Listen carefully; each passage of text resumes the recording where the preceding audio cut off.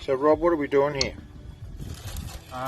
We're protecting the garbutt seam and the junction of the steel shoe on the keel to the keel from worm intrusion.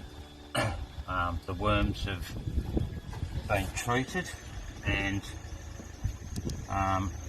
whatever's in the keel will be dead, but we're copper cladding that junction so that nothing can ever inhabit it again. So they don't like copper. Well, they can't eat through it. Yeah. And they can't eat through it, and copper is the best metal under the water. The salt won't affect copper. How long have you been working on this boat with the owner? 5 or 6 weeks. Not all. Not that's how long it's been up. I think about 6 weeks.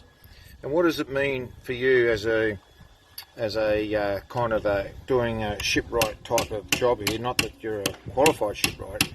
How does it feel working on an old boat that was built in 1960? Well, it's always nice to repair boats with the materials that they're built out, rather than introduce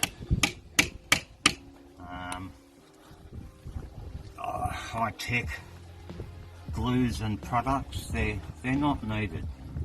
Copper and traditional caulking and traditional linseed oil putty and bitumen for bedding things is normal practice, and there's no real reason to reinvent the wheel when those materials are so readily available. Okay. Well, I might talk to you again when we're getting to the anti-foul stage. I look forward to it. Thank you very much. Cheers, mate.